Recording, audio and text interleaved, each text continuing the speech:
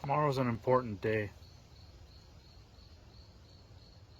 I think it's important that everybody take a moment and reflect on what happened 20 years ago. Remember where you were. Remember the feelings you had, the fear, the uncertainty, the anger.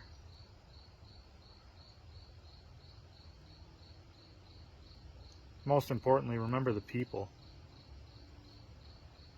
Remember the victims,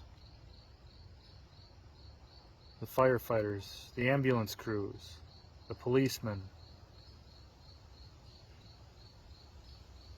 Remember the people that risked their lives, knowing pretty certainly that they were going to die.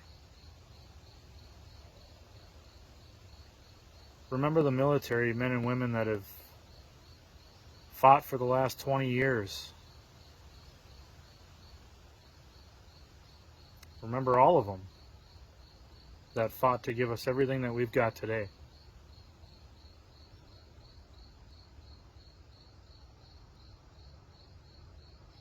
I was a sophomore in high school.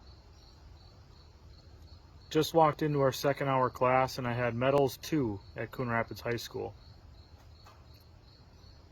And our teacher at the time was some pretty high-ranking brass, John Trost. He was a member of the Minnesota National Guard. And I'll never forget it. Our assistant principal came walking in just after he began morning announcements in the classroom. He had a walkie-talkie in one hand and a just stone-dead look on his face. And he walked in, walked up to Mr. Trost, grabbed him by the shoulder and he pulled him in and whispered something in his ear and turned around and walked out. My teacher, Mr. Trost, he just went blank in his face. And he put his hand up on the overhead projector and he just kind of looked, not directly at the class, but he kind of looked above everybody's heads and he said, "There's something you kids need to know about. This country's under attack." And those were the only words that he said to us. He went straight into his office and started making phone calls, and I can't even imagine the phone calls that he was making, both as a father, as a teacher, as a high-ranking military member. I can't even imagine. But what I can remember is how I felt watching the events of that day transpire in the days following. Being, 16 years old at the time, 15, 16 years old, I was kind of nervous. I wasn't sure, were they going to bring the draft back? Am I going to get drafted? Should I join?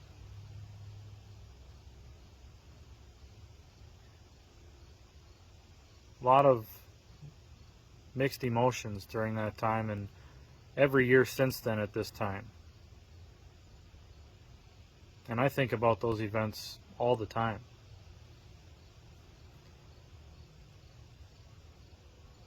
we talk about a country being at war.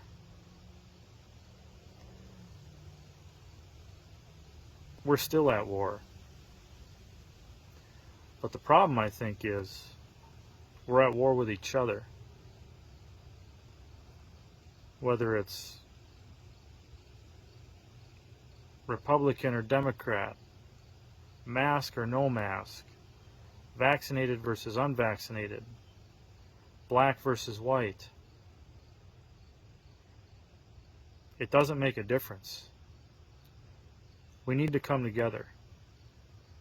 We need to remember not just 9/11, but 9/12.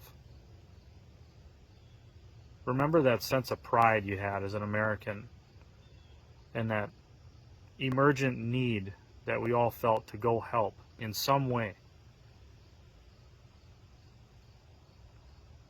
We got to start helping each other.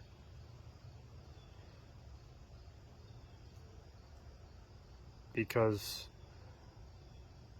it seems to me, as the old adage goes, the easiest way to take over a civilization is to divide and conquer. And that's pretty much what's been happening for probably about a decade now. We need to stop.